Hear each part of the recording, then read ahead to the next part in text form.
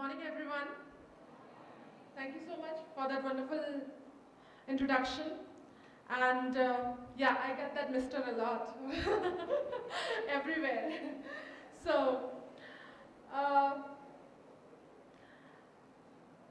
I want to sort of talk about innovation in a different note today, but I don't want to bore you all. So I want to use a signal.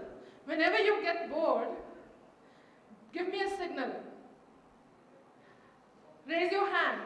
Just raise your hand. I'll know that I have to do something. Innovate on the spot. Okay?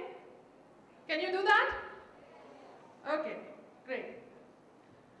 So my topic is 7 billion and counting, and challenges and innovations that can bring. How many here, students, how many of you really think that you do know the meaning of innovation? Anyone who's confident that I understand what innovation means, please raise your hand. None? Okay, so that's where I'm going to start from. Because we talk about innovation all the time.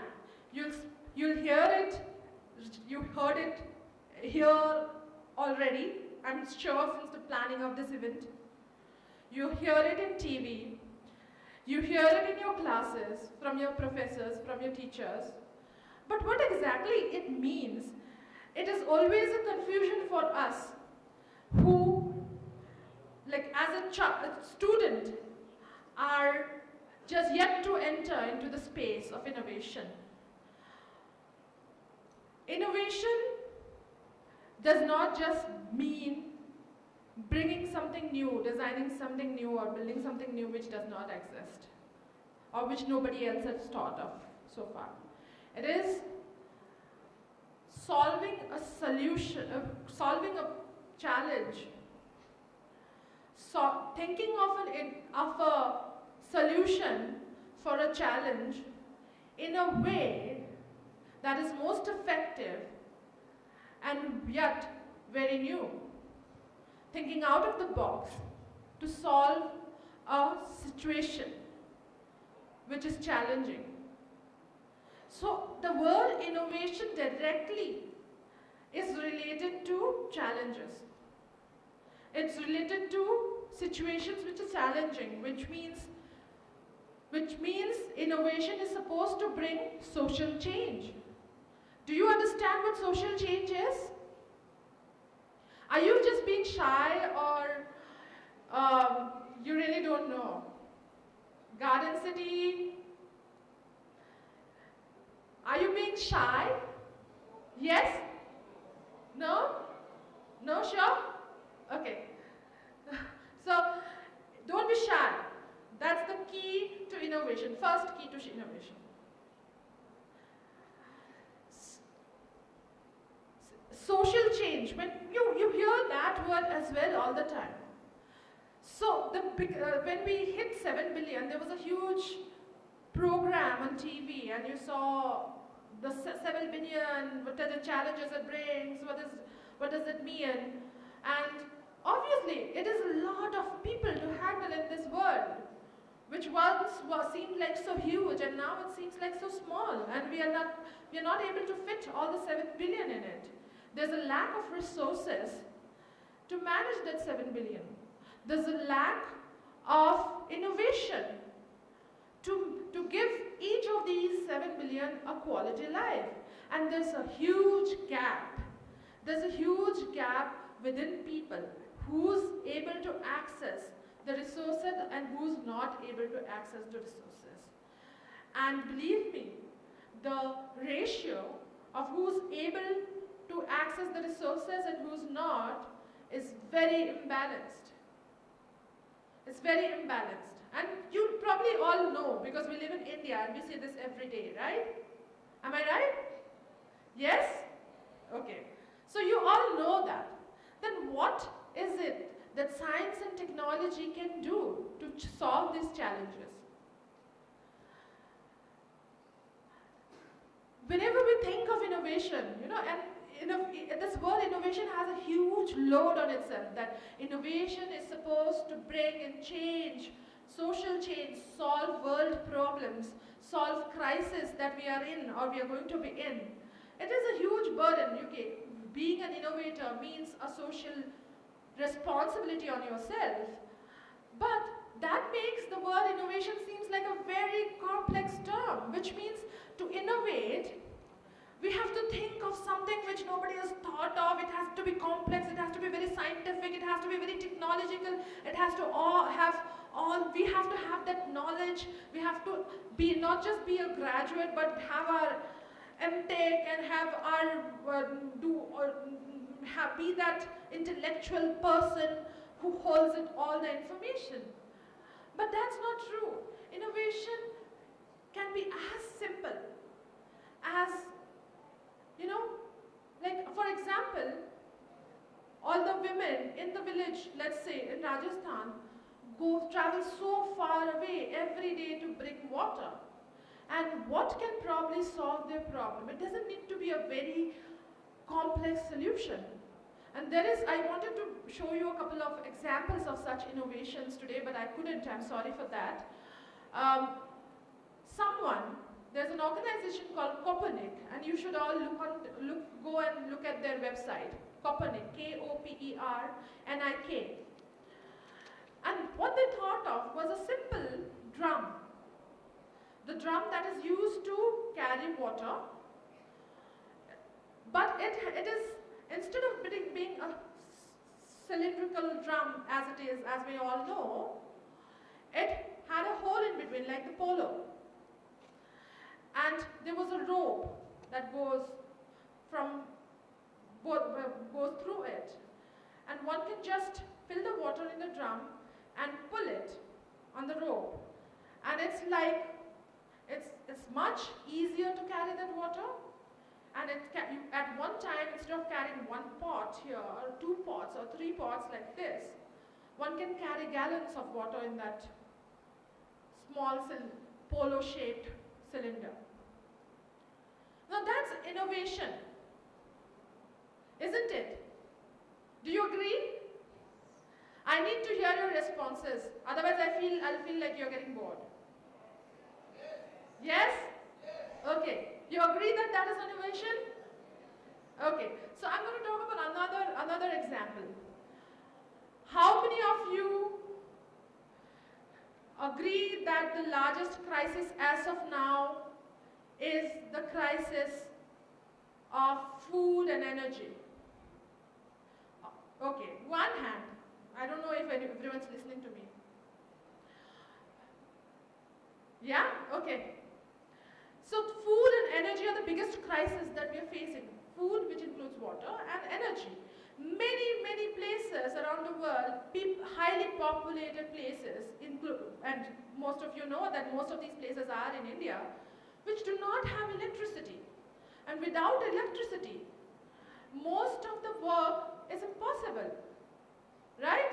Education becomes difficult. Using any sort of machinery becomes almost impossible. Even using a phone becomes difficult.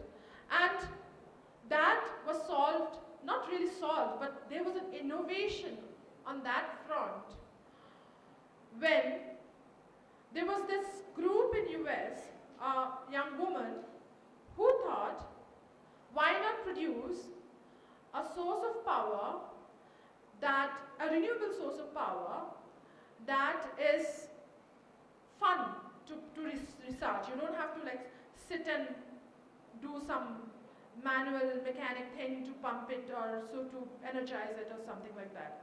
So she designed a football. It's a football, and kids love to play footballs. Many places in Africa, kids do not have a proper football to play with. And kids love to play football. So she designed a football with a device it works such that every time it is kicked, there's power generated in it, which gets stored within it. So after a football has been used the full day to play, pull on the light from it and use it as a lamp. Okay. Use it as a lamp. Now, is that innovation? Yes? That's complex, much more complex than the cylindrical water tub that I just talked about.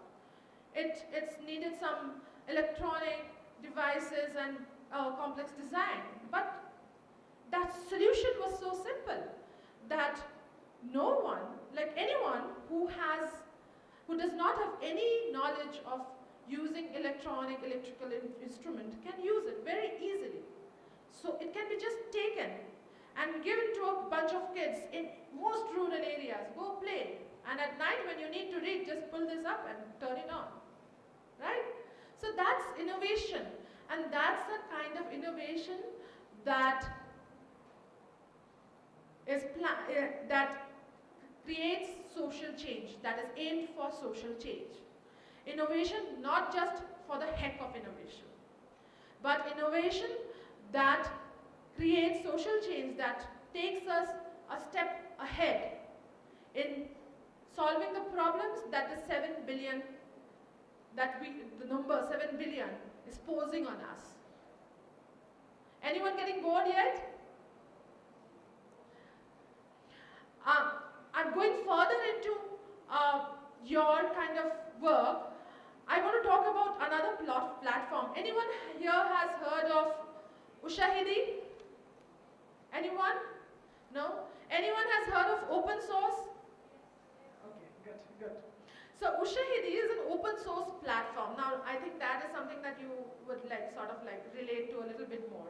During the Kenya crisis, a team of developers in Kenya designed this open source platform using the crowdsourcing technology, where people could register what is happening in different parts of the country, and it gets mapped without any intermediate facilitation. It directly gets mapped on a website to show which locations, what crisis is happening right now, and that helped the people work in the movement to sort of mobilize better. Now that was an innovation that was taught only in the context of Kenya. But today, that same platform is being used by so many other organizations in different contexts. Like during the Egypt revolution, Ushahidi was used extensively to show where some sort of human rights violation was happening right now, and where gathering is happening so that people could go there. And it was used extensively during that time also. I want to give you an example that I am involved in right now. What we are doing is there are a number of government schemes for medical facilities for women in rural areas. The government is supposed to give free treatment, especially for maternal health. Maternal health means the health of a woman concerning her reproductive ability. So basically from prenatal, which is before birth, during pregnancy, after birth. And there are a lot of schemes that the government has to give free treatment to women during that period. And most of the time what happens is government hospital employees and doctors do not give these services. They instead ask for money. So what we are doing in Lucknow with another organization who is mainly doing the project, and we provided the tech support for it, is we used Ushahidi with IVR, with the phone.